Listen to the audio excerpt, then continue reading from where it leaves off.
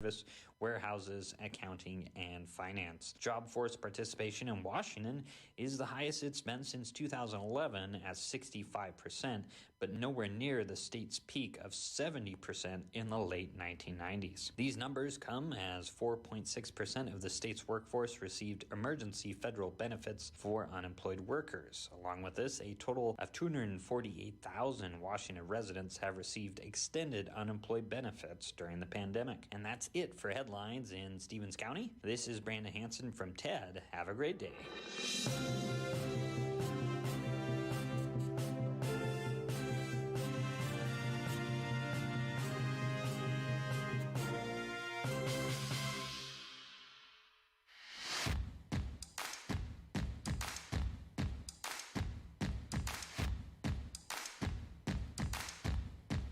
Hey Val, it's a Tuesday and nothing's crashed yet. Wow. Yeah. No. Usually when we load up everything for the week, the computer goes, yeah, that's too many programs. All right, you ready? I think so. Are you? All right. I think I got all three streams going, Twitch, Facebook, and YouTube. And we're live on the radio. Here we go. Good morning. It's KCHW 102.7, looking at 727, which is also an aircraft. It's a small one. Yeah. Kind of like our show. And there you go, live from Deer Park. It's my sister Val. All right, we've got the county connection going on from one side to the other, right? Because you are actually a Stevens County resident, are you not? We are out here in Williams Valley. I figured you were on the right side of the tracks. Rather than being in Spokane. Out where there's less regulations and, yes, less oversight. Yeah. Nice. You know, there's even less oversight up in Ferry County. Oh, I know it. It's kind of just like a free-for-all up there. I like it. Huh? Is that a bad thing? Probably. All right. Let's start off with and get the weather and maybe the smoke out of the way. I think that's a great plan. Is it bad up there in Deer Park this morning? You know, it looks really thick in the air, but at this moment, it doesn't smell too bad. But I have spent, I don't know how many days with a headache and scratchy throat and burning eyes. I'm so sick of it. And stuffy nose and all that good stuff. All right, 98 today, lots of sunshine, but we won't see it. Clouds move in tonight, 64 for an overnight low. A partly cloudy and warm Wednesday as we reach all the way up to 96. Wow. And maybe even a little muggy with those clouds. Who knows? 99 for Thursday, mostly sunny skies. And then Friday, partly cloudy, 16% chance of rain, 86 and 54. Did you get any of that rain that was forecasted for yesterday or Sunday? Let's see. We got about 103 drops. Nice. You were able to count them. Or was it 102.7? It was 102.7 drops. Wow, that sounds disgusting. All right, then Saturday right now they're saying mostly sunny with a 15% chance of rain, 79, cooling trend. 70, I know. 79 for Sunday as well, partly cloudy, 10% chance of rain. Does that mean you might camp? You know, I don't know. If it's still smoky and smelly, I don't think so. Don't think so? All right. But definitely some cooler temperatures. That's nice, and that'll be nice for our firefighters. All right. Finishing out the week next Monday at 80. So it's definitely some cooler temperatures coming this week. Next week, it looks like we'll be hanging out in the low 90s. So maybe temperatures a little more typical for August than we got to see in June and July. Let's hope. Let's hope. All right. Let's see. Fire-wise, I think I mentioned on Friday, it was kind of nice. There was a fire there at Wenatchee and Yakima. They got those out. That's always good. The 6 fires down in the corner of our state by Lewiston, Idaho, they're down to 5 fires, so they're looking better. Now, the ones in the Okanagan, probably what's causing all of our smoke. Let me back up and see where the weather, which direction the wind's coming today. It is coming out of the southwest, which is, yeah. All right, so we've got the Cub Creek fire, 58,000 acres. This has been going for a couple weeks now. Only 24% contained, and that's in the Okanagan National Forest. The second one there is the Cedar Creek. Let's see, 50,000 acres as well. Only 23% contained. They're having a hard time containing these fires, because what they're saying is there's so much dead stuff on the ground. It is just like the biggest campfire on the planet. And it's just raging because of, this area of the forest has never been cleaned or manicured or really cared for. So there's a lot of fuel on the ground to burn, and that's what they're having a hard time with. And then sometimes because of the smoke, they can't even get aircraft in. So people are just setting. So that's not able to even fight the fire. So that's rough too. Then of course, a little closer to home on the Colville Reservation, we've got 36,000 acre wildfire, but they've got that 90% contained. So that's impressive. And then Sweet. The Summit Trail one, 22,000 acres, only 15% contained. Now, as we head toward, of course, the border and a little bit to our east, the Spruce Canyon fire, only at 130 acres. They got that 90% contained.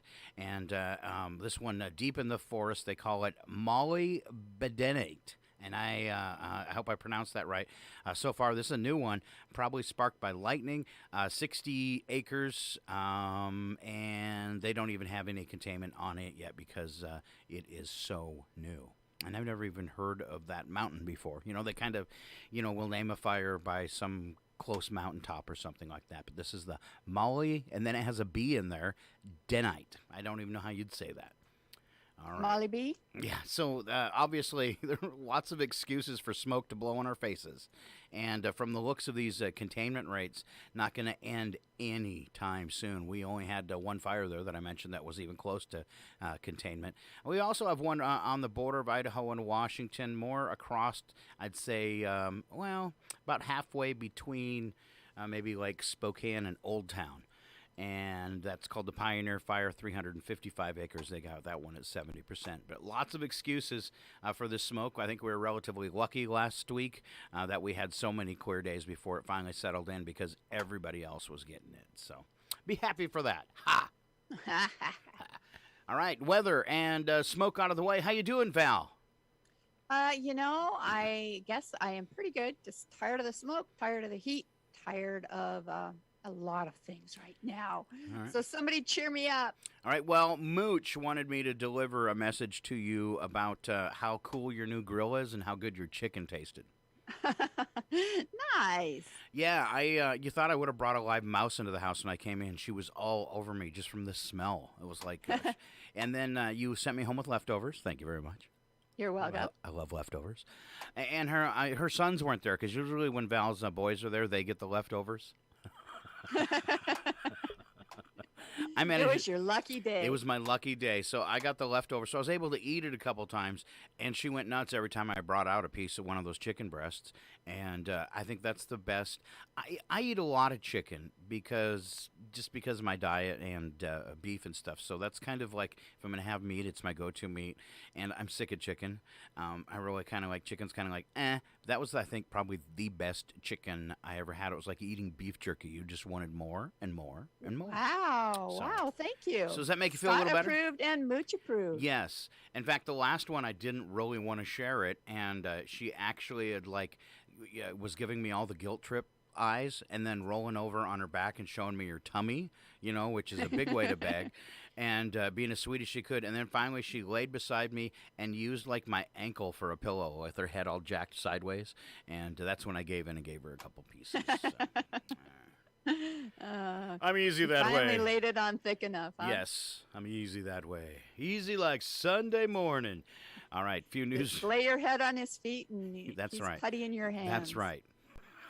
Anyone. I dare you to lay your head on my feet. All right, 2 states account for 1/3 of all new U.S. coronavirus cases. Do you want to guess what 2 states they are? I'm going to start with Florida, as they have Ron DeSantis as a governor. Oh, yeah. Poor Florida. And then, I don't know, I'm going to go with another like Alabama, Georgia, but I'm not positive. Oh, you're off. You're off. You're missing the other obvious state. Oh, goodness. I'm trying to think of what's Idaho.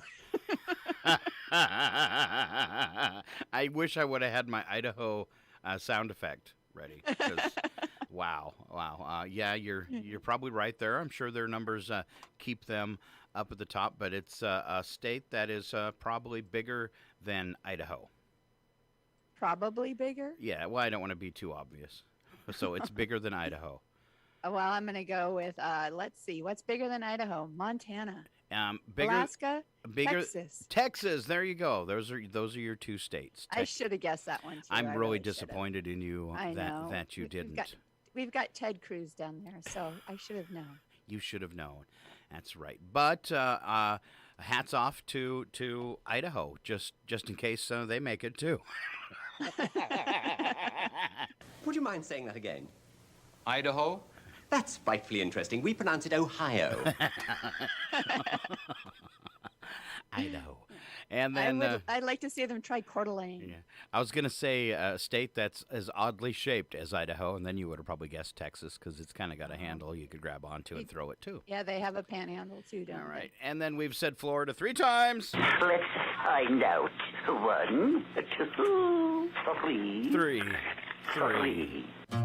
Everyone from Florida is stupid. Everyone from Florida is dumb. I might not be the brightest guy, but next to them my IQ's high. If they had guitars, here's how they'd strum. Sounds like me playing guitar. All right, there's your Florida. Oops, we hit 3. Oh, I know, I said it again. All right, you keep count. Louisiana has reinstated their indoor mask mandate as the state's largest hospital has ran out of beds. So some problems there, too. Another state that was not big on masks or probably being as serious as they could have about the virus. But even I scratch my head and all that is because we all wore masks and wash our hands and we pretty much eradicated the flu and the common cold, but COVID's still here. Wah, wah, wah. So that scares me, and I won't get into all that and possible conspiracy theories. All right. Also, a story this morning involving infection and safety guidance sow confusion in the United States. And ain't that the truth? Have you had anybody ask you, am I supposed to be wearing a mask? You know, I haven't had that question brought to me. I had a friend who got vaccinated this past week and she has so many friends around her that don't approve of that she hasn't told anyone. And when she told her children, you would have thought she had just admitted to drowning one of them at birth. I mean, it was horrific the way they reacted to her, and it was sad because I thought she made a very intelligent choice. She lives with her 75-year-old dad, and so yeah, it was just interesting to see that sort of reaction. And it's going on everywhere. You see it online. You know me, I watch the dating sites even though I don't get any dates. And it's a big thing on there, ladies saying, if you have been vaccinated, swipe left, which means get away from me. And wow. Really hardline political views and views about the virus everywhere online, even in that environment. And people not very flexible on their beliefs about it. And here's the thing that surprises me is everybody that's making the vaccines or trying to stop this into some kind of conspiracy theory, they've all had shots. They've all had shots. We've all been vaccinated for different things our entire lives. If you went to public school, you were forced to get vaccinated. Now, we might have a small percentage of kids and people out there that never got vaccinated, but the majority of us, probably like 90%, have been vaccinated throughout our lives, and we're forced to as children, which was probably the most dangerous time of your life to get a vaccine. So just shut up and get the shot. You know, a whole bunch of us did, and we didn't turn into zombies. I heard a gal on the news this morning. She has done a research paper on previous viruses. We've got the 1918, 1919 pandemic and how opposed people were to being told to wear masks back then. And she's looked at the vaccine processes over the years and how the only one where there wasn't some sort of resistance to getting the shot was the polio shot. She said everything else that's come up, people have reacted in a similar way. You would think that alone would make people realize we overreacted in the past. Maybe we shouldn't overreact this time. But it was interesting to see that humans haven't changed that much. And maybe also sad to say. Yeah. After the history of vaccines, there has never been like a surprise for people years and years later. Oh, by the way, in about 2 days you'll grow a tail. Nothing like that has ever happened. In fact, all like 99% of any reactions to vaccines are seen within the first 6 weeks. So those that have waited, you can feel really safe by looking at the people next to you that did get the shot and they're still walking upright. So we have our younger son has not wanted the shot. And with the new Delta variant out and how it is attacking his age group because of their tendency to not trust the shot, he's just kind of been very resistant. And so his boss just offered him a full day off with pay if he'll go for the shot. And my husband and I may have offered him $100 bribe. Oops. It's like, please get the shot. For one, our granddaughter is too young for the shot at this point. And so I feel like, if you want to come for Christmas and Thanksgiving and all of that, I don't want to put her at risk because you've chosen not to get the shot. So please get the shot. Mm-hmm. I'm going to share a little bit of this story just because there's some interesting stuff in it about the title. And the title I just gave, The Evolving Infection and Safety Guidance Sow Confusion. So a week of public health reversals from the White House and Centers for Disease Control and Prevention has left Americans with pandemic whiplash, sowing confusion about coronavirus vaccines and mask wearing as the Delta variant upends what people thought they knew about how to stay safe. Now, vaccines remain effective and highly protective against hospitalization and death, even among those infected with the extremely contagious Delta variant. Mask wearing prevents transmission of the virus to those most at risk. But the crisis President Joe Biden once thought he had under control is changing shape faster than the country can adapt. An evolving virus, new scientific discoveries, deep ideological divides, and 18 months of ever-changing pandemic messaging have left Americans skeptical of public health advice and really just tired of hearing about it. Well, that's true. Mm-hmm. That's true. So although, go ahead. The people that use that, though, as an excuse not to get the vaccine, I look at it from the other direction. I'm glad as they've learned more about the vaccine. I mean, this was a novel virus. We didn't know how it was transmitted the most, what the long-term outlook was. So as they've changed, now I admit some of it's been pretty confusing because they sometimes change from one week to another. But I like the fact that their advice is evolving as they learn more. I mean, that's what it should be. Let's not take a hardline stance based on what we heard back in March of 2020 as far as what to do, what not to do. I mean, you hear that over and over again. They told us not to wear masks at that point. Well, the big thing about that was the fact that frontline workers needed it. And now that we have enough supply, yes, it's available for everyone. So I think I like the fact that as they learn more, their guidance changes. I know it's hard to keep up, but we know that they're keeping us abreast of the latest research and information. All right. So although the White House had promised a summer of joy, the nation is instead caught in a summer of confusion. And here in the Northwest, a summer of gray. It gets to you, though, everything. I've been a little grumpy and borderline depressed the last week or so between the smoke and the resurgence of the virus and everything. My mental health is suffering. These forest fires that have been new to the Chihuahua area over the past 5 years, and these summers of smoke I hear a lot of people that say, I don't want to live here anymore. I'm tired of this. There's no fun in the summer. We lose half of it every year to smoke. And as you grew up here in Chihuahua too, we never saw this as children, anything like it. No, never.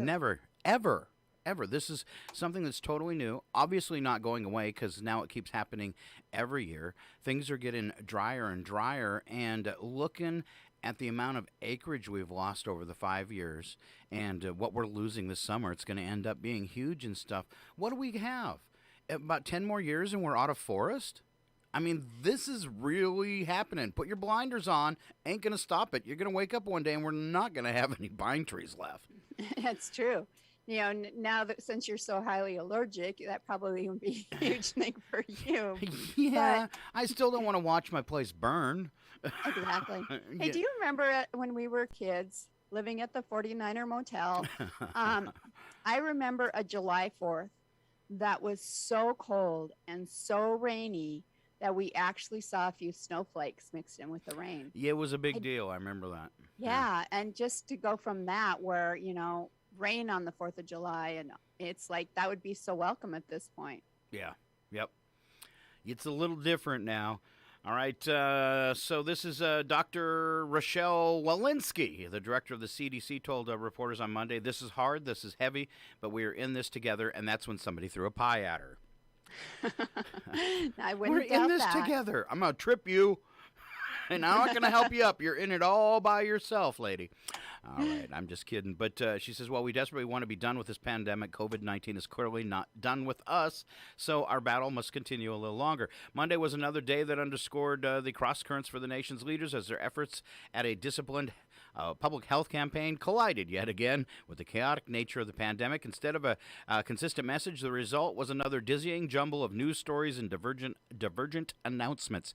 In Louisiana, a state with one of the lowest vaccination rates, Governor John Bell Edwards reinstated the indoor mask mandate, as did health officials in San Francisco and 6 other Bay Area counties. But New York City Mayor Bill de Blasio declined to do so, even though such a move would have been in line with the CDC guidelines for what's going on in New York. So little hot spots all over the country. And So true. And what scares me is when we have these hot spots. Seattle's having one again. All right, they're watching that one. What always scares me about that is it is a trickle-down effect, just like we saw with the other waves in the pandemic. It's going to hit us in about a month from now. That's about right. It's just the way it goes. So you can just, if it's consistent as it has been, we'll see numbers shoot up here again in a few weeks because a bunch of people in Seattle have it, and it'll migrate on over. So if you know people from the coast, keep away. And if you're going to the coast, don't touch anything. Okay, sorry. That's right. Or wear a mask. Wear a mask. There's always that. There's Yeah. always that. All right. We have really, really wanted to go to a movie because that's one of the things we did for entertainment and something we have not done since the lockdown. And so, I'm just really wanting to go to a movie. But as we see numbers increase again, the Delta virus getting a foothold, our conversation was, do we wear a mask in the theater through the whole movie, even though we are vaccinated? So I went to one 2 weeks ago, and I went Okay. to a matinee just because that's a little cheaper, a little more convenient. I don't like to drive at night. So I went to a matinee, met the kids in town, and we all put masks in our pocket in case we needed to. But we figured a matinee was going to be a little slower. The parking lot was dead, and I think there was 6 people in the whole theater, so social distancing was not a problem. Nice.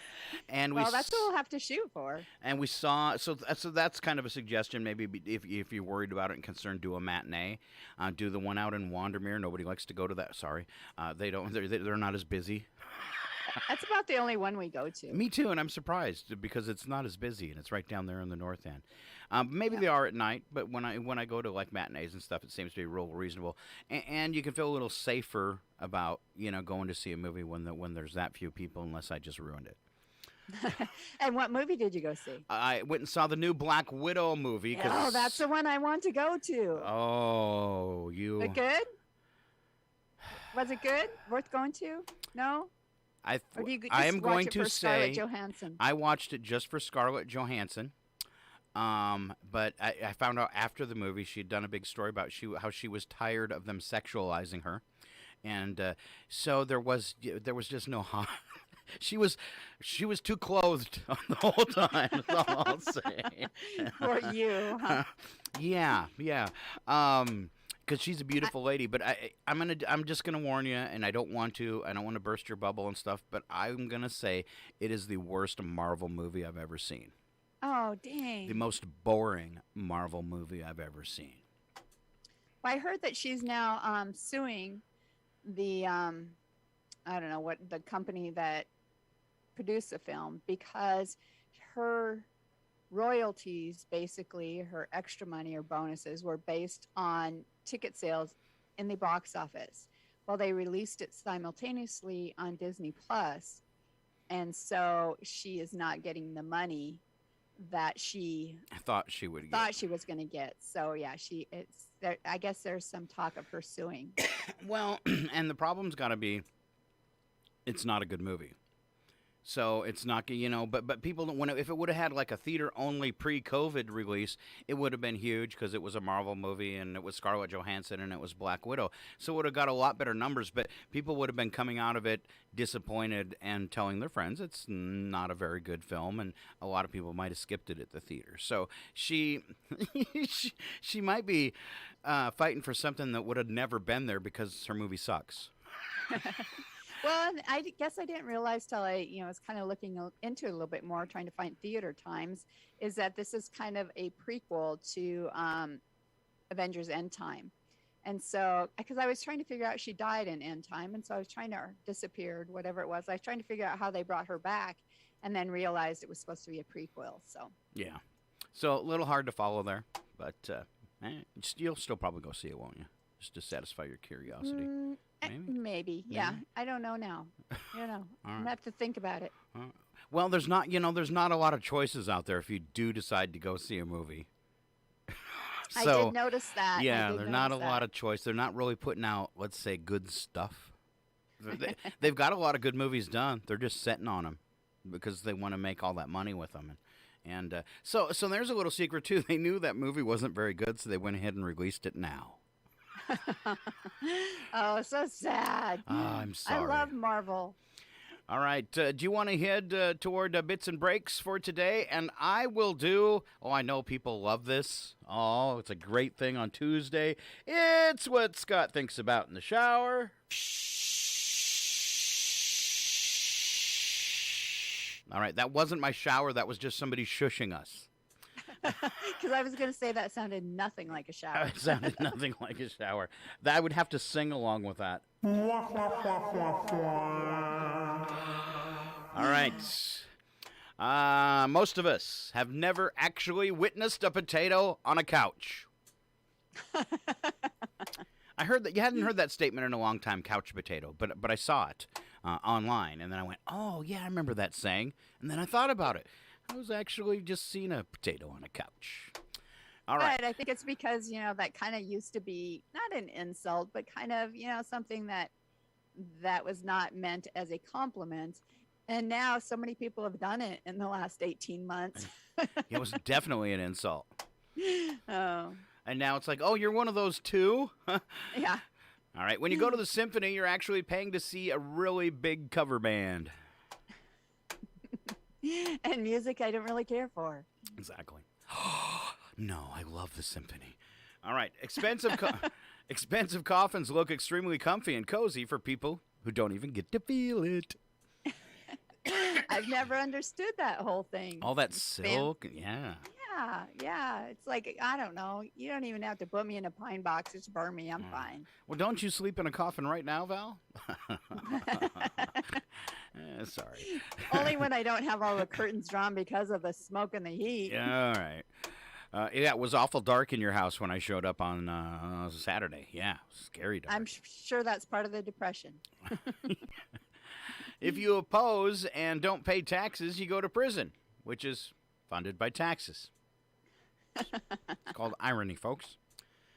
All right, humans laugh at dogs for walking or running in circles before lying down to sleep, but will toss and turn for literally hours before they go to sleep. Mm-hmm. All right, people are quick to point out how messy your car is, but not how good you are at not littering. Oh, that's so true. I'm going to use that because my tracker's like a garbage can. The next time somebody goes, man, it's really dirty in here, I'm going to go, yeah, because I don't litter. Oh, goodness. That was a good one. All right. Using half a dozen instead of 6 is a good example of how complicated humans are. It's likely that over 99% of trees that you look at will still be here when you're dead, but then, of course, the fire and the smoke, maybe not. That's true. Mm-hmm. All right. And then Mountain Dew sounds far more refreshing than it actually is. I haven't had a Mountain Dew in years. Oh, so I don't. People are really into it, and man, it looks like antifreeze, and I bet you it tastes pretty similar because that's some nasty stuff. And they're right, Mountain Dew. Oh, that sounds delicious. And now you're all jacked up on sugar.